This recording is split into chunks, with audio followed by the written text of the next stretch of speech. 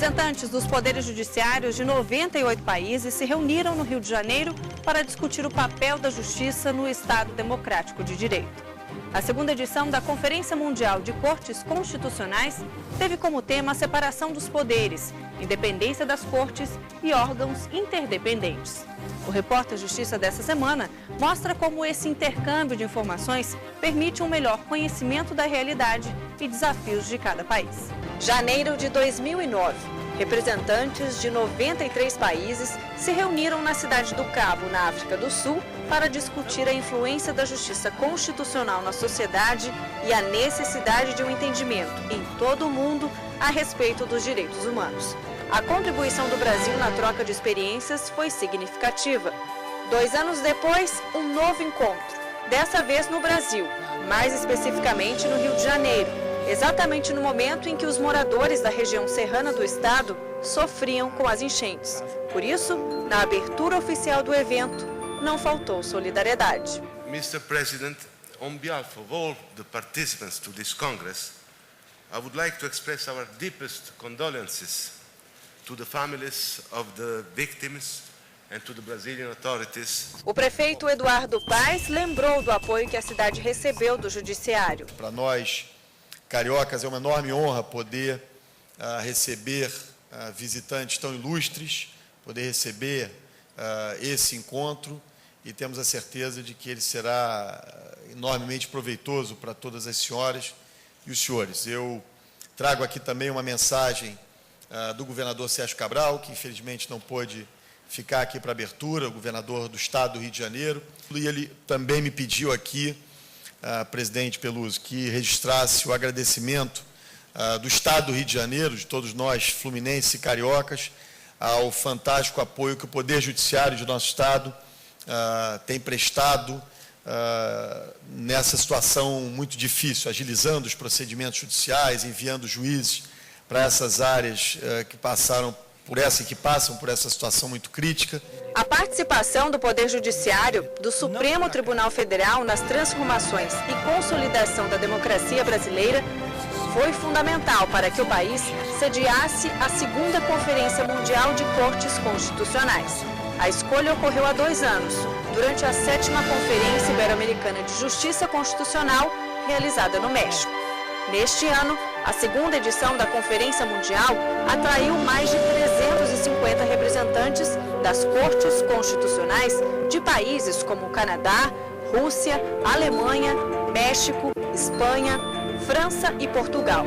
Todos preocupados em debater a separação de poderes e as Cortes Constitucionais. O Supremo Tribunal Federal tem a honra de promover, em parceria com a Comissão de Veneza, este segundo Congresso da Conferência Mundial sobre Justiça Constitucional. Em nome de ambos e do povo brasileiro, agradeço-lhes a todos terem, em escala surpreendente, aceitado o nosso convite e a oportunidade ímpar de uma frutuosa troca de experiência. Sejam bem-vindos.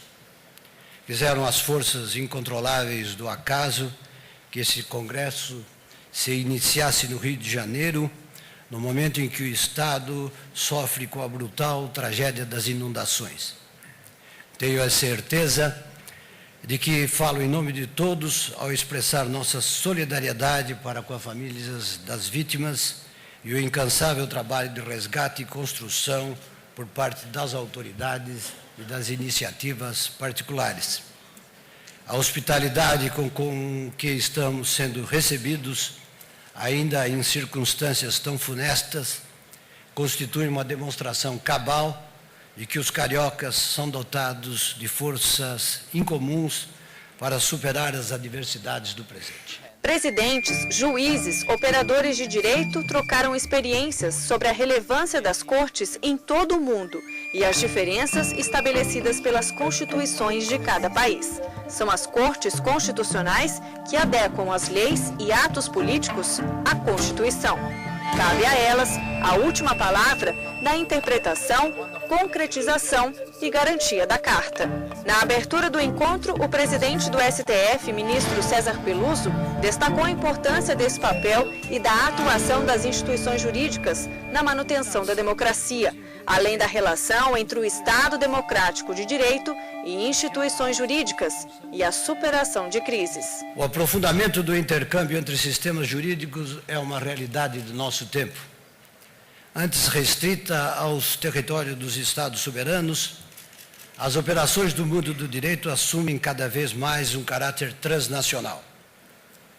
Além das evidentes implicações políticas, culturais, sociais e econômicas, a crescente interdependência entre nações impõe agora duplo desafio aos judiciários nacionais. De um lado, a frequente interação com sistemas normativos de outras nações. De outro, a necessidade de construção de pontes entre sistemas jurídicos autônomos com o propósito de reforçar e difundir o culto ao império universal da lei e à segurança jurídica como condições elementares do mundo civilizado e do refinamento contínuo do espírito humano. Essas pontes materializam-se de diversas formas. Referências a julgamentos estrangeiros em decisões de âmbito nacional, cooperação entre tribunais e magistrados, intercâmbio de professores e profissionais de direito, interação entre tribunais internacionais, além de inúmeros outros mecanismos de comunicação. O diálogo entre sistemas jurídicos nacionais tem um nome: diplomacia judicial. Está claro que com ele não me refiro à política externa definida e executada pelos poderes executivos. Entendo a diplomacia judiciária como conjunto das relações e interações entre cortes domésticas e estrangeiras, com vistas ao aprimoramento da atuação jurisdicional diante das novas realidades produzidas pela crescente interdependência das nações. Não se trata de uma independência radical e absoluta, nem se trata da aliança de um poder com outro poder, mas trata-se de uma independência pautada pela ideia da harmonia e baseada no conceito que as próprias constituições dos Estados de Direito definem a respeito do que seja o poder. Ao inaugurar a Constituição, a nossa e as constituições democráticas, há a definição de quem seja o titular do poder. E a Constituição brasileira, como todas as constituições democráticas, o titular do poder é o povo. No próximo bloco, a composição das cortes constitucionais e a diferença na atuação dos magistrados quando os mandatos são por tempo determinado ou vitalício. A gente volta em instantes.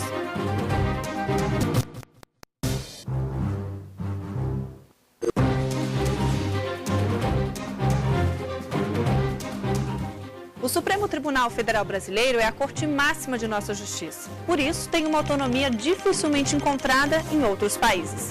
Aqui não temos eleição para a Suprema Corte. Os ministros são nomeados e se mantêm em caráter permanente. Na segunda edição da Conferência Mundial de Cortes Constitucionais, foi amplamente discutido os efeitos do tempo certo de permanência na Suprema Corte. Há um consenso de que mandatos vitalícios são preferíveis, na medida em que são considerados de maior liberdade e independência. No Brasil, o STF é composto por 11 ministros, todos nomeados pelo presidente da República, que precisam ter a indicação aprovada pela maioria absoluta do Senado. A composição do STF brasileiro é diferente da maioria das outras cortes constitucionais. Os ministros são vitalícios, só são substituídos quando se aposentam. Em outros países, o modelo predominante é o de mandatos por tempo determinado. Nós não temos um modelo de corte exclusivamente constitucional. O Supremo Tribunal Brasileiro, ele é corte máxima de justiça e também corte constitucional. E é por isso que ele é diferente de tudo que existe em outros países. A nossa autonomia, a autonomia e o poder judiciário como um poder de Estado, isso é que tem feito a diferença. Esses veredictos preciosos do Supremo Tribunal em matéria política, em matéria de direitos fundamentais, elas têm procurado apagar muitas injustiças que surgem, porque muitas vezes na lacuna da lei, o Supremo é obrigado a editar uma súmula vinculante e disciplinar e estabelecer uma regra para a sociedade. Então, Tudo isso eu não vi aqui em outros países. Em algumas cortes da Europa, os ministros são indicados pelo parlamento, em outras pelo presidente da República e com um mandato de tempo determinado. Essa escolha muitas vezes gera insegurança, como relatou o presidente do Tribunal Constitucional de Portugal, Rui Moura Ramos. Durante a discussão sobre a independência do Tribunal Constitucional, ele ressaltou a necessidade de eliminar mecanismos de interferência da instituição nas decisões dos magistrados. De acordo com o presidente, à medida que os juízes são nomeados pela presidência e têm mandatos determinados, estão mais suscetíveis a interferências políticas. São os chamados mandatos curtos e renováveis. Houve algum consenso na nossa reunião de que os mandatos mais longos e não renováveis seriam de alguma forma preferíveis na medida em que não existe esse problema. Sendo certo que também se disse que a não renovabilidade dos mandatos, aos quais está associada uma maior duração, não resolve nada em si mesmo, porque o poder político pode perfeitamente, fim do mandato, designar o juiz para um outro local de responsabilidade e, portanto, a percepção pública pode ser idêntica também em sistemas de mandatos não renováveis. Entre os representantes dos 93 países participantes da segunda Conferência Mundial de Cortes Constitucionais, há um consenso. Os tribunais têm que ter independência para conseguirem apoiar e garantir a atuação efetiva dos magistrados no desenvolvimento do país. Muitos dos países estão hoje representados pelas suas respectivas Cortes Supremas nesta conferência, adquiriram a sua independência recentemente. A nossa experiência é mais do que centenária em termos de independência nacional. De modo que eu suponho que boa parte dos temas tratados e especificamente das matérias discutidas são subsídios mais importantes para outros países do que propriamente para o país, propriamente para o Brasil. Nós temos um sistema constitucional onde temos garantias básicas que asseguram a independência do Poder Judiciário brasileiro, que evidentemente não está em dúvida, não está nem sequer em risco, né? E ao passo que muitos dos participantes aí se encontram em fase de uma experimentação, de uma vivência democrática, de exercícios de, vamos dizer, de aprendizado de experiências de independência de cortes constitucionais. A linha geral que emergiu foi a da defesa de uma maior independência do Tribunal na gestão orçamental, isto é, aos tribunais constitucionais deveria ser alocada uma verba, mas devia-se permitir que o próprio Tribunal tivesse condições de a gerir no seu interior. E a questão que foi também suscitada a este propósito foi a questão que tem alguma atualidade nos tempos mais recentes, pelo menos em alguns países, das reduções salariais aplicáveis à magistratura. Se esta linha permitia, portanto, deixar de lado os magistrados num contexto deste género, chamou-se a atenção para outras situações em que o legislador não foi tão longe, o legislador deixou de lado os magistrados, mas isso veio a criar um clamor social de tal forma, ao isentá-los de um dever geral de solidariedade, que levou a que os próprios magistrados se sentissem obrigados a, por si próprios, colocarem-se dentro do alcance das medidas restritivas da qual tinham sido excluídos.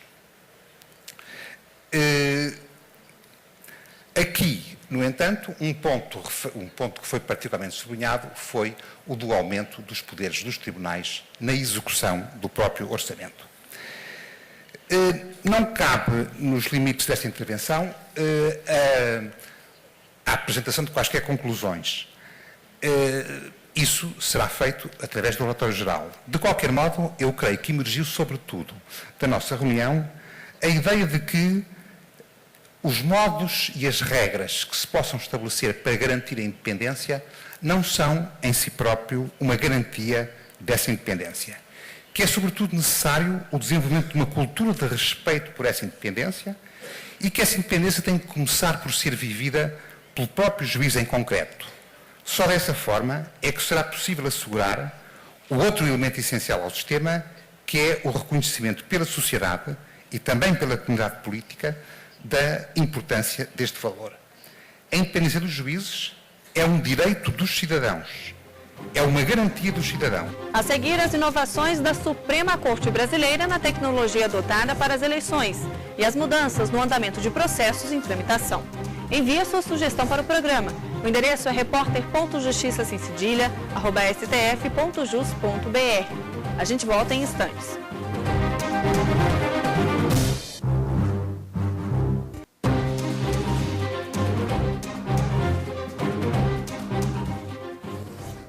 Medidas para acelerar e ampliar a prestação jurisdicional são adotadas de diferentes formas em diversas cortes constitucionais. As delegações participantes da segunda Conferência Mundial de Cortes conheceram a realidade do STF. A Corte Brasileira tem atualmente 88 mil processos sob sua jurisdição. O número que parece alto é quase 10% menor do que o volume de processos em tramitação no ano passado. São quase 45 mil processos de agravos de instrumento, 26.800 de recursos extraordinários e 3.600 de habeas corpus, além de outros 13 mil de outras classes. Fazendo as contas, são mais de 88 mil processos em tramitação na Suprema Corte Brasileira, 9,4% menos que em 2010. A redução tem como causa a aplicação da repercussão geral, uma espécie de filtro que seleciona os processos de competência do STF. O investimento em inovação na tramitação e distribuição de processos não é a única medida prevista. No STF já se avalia a possibilidade de permitir a intervenção de advogados à distância, sem comparecer à Suprema Corte para fazer sustentação oral. A novidade foi apresentada a magistrados das 120 delegações que participaram da segunda Conferência Mundial de Cortes Constitucionais no Rio de Janeiro. Nada impede que nós possamos aí disciplinar que essa participação possa ser feita à distância. Um advogado em qualquer lugar do Recife, do Rio Grande do Sul ou de São Paulo pode, pela internet, por videoconferência, fazer o pronunciamento, tal como hoje nós assistimos aí de longe, nos grandes telões aí, as manifestações de todos os juízes que se pronunciaram. O Supremo Tribunal também pode estar equipado em ficar ouvindo e considerando a intervenção de um advogado ou de uma audiência pública que seja dos interessados se manifestarem de longa distância. Acho que isto foi uma ideia que me pareceu extremamente importante e que nós vamos levar à consideração do Supremo Tribunal Federal. Num mundo tão convulsionado, onde tantas violações a direitos fundamentais ocorrem nos vários continentes desse planeta chamado Terra, nós temos que estar sempre procurando difundir as boas práticas, discutir as regras da Constituição dos vários países, e esse intercâmbio permite ao Brasil não só mostrar essa cidade maravilhosa do Rio de Janeiro e motivar esse grande público que aqui está, são mais de 100 países, a visitarem o Brasil como turistas também, numa outra ocasião, mas mostra o que o Brasil tem de melhor. A sua Suprema Corte, os seus julgados, o modo como trabalha a Suprema Corte brasileira.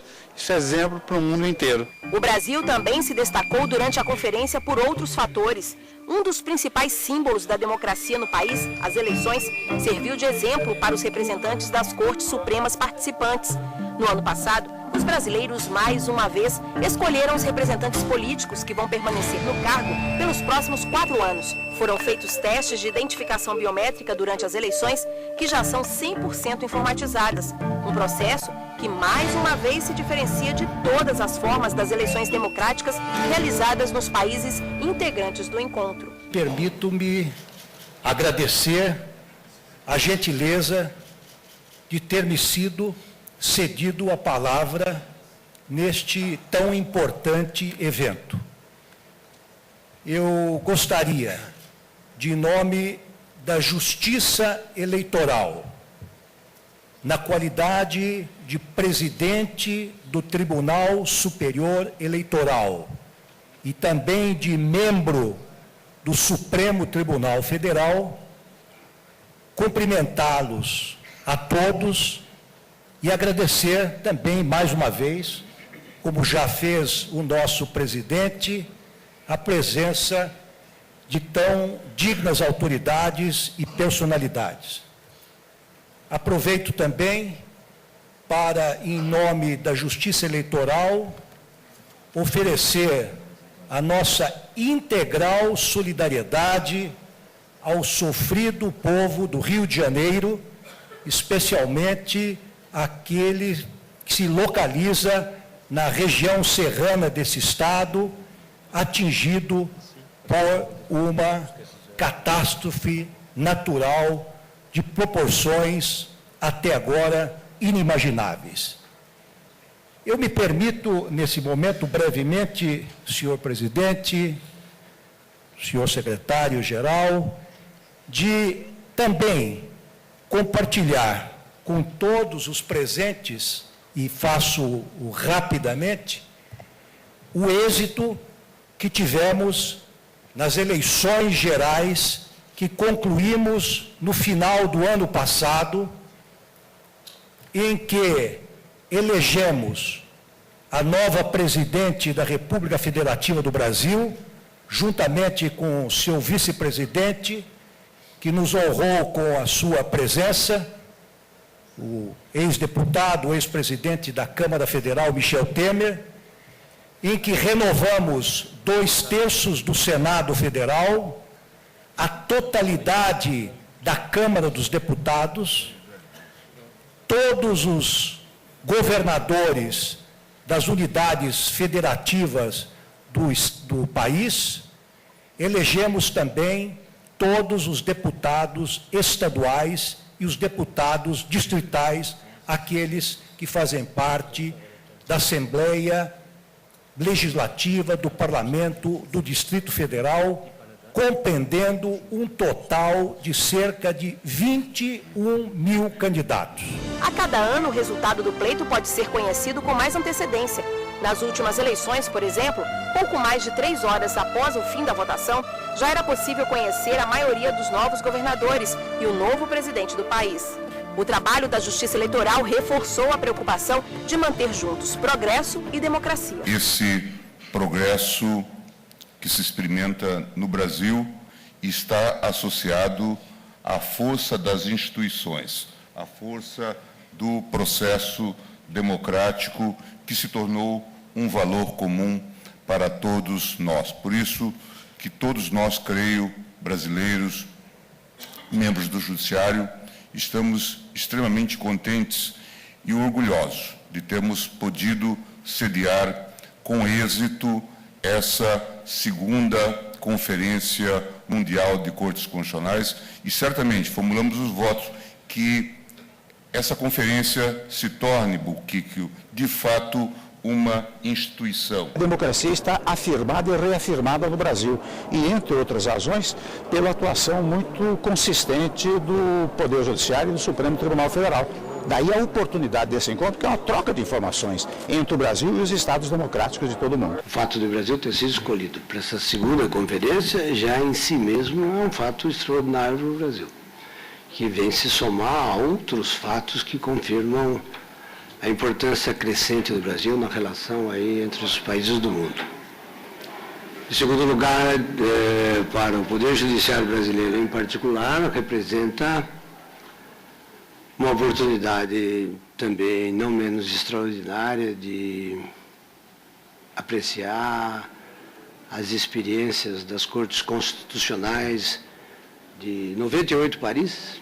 Nós tivemos nesse encontro a representação de 98 países, cada qual com a sua particularidade, mas todos, como se pôde ver durante a conferência, o interesse comum de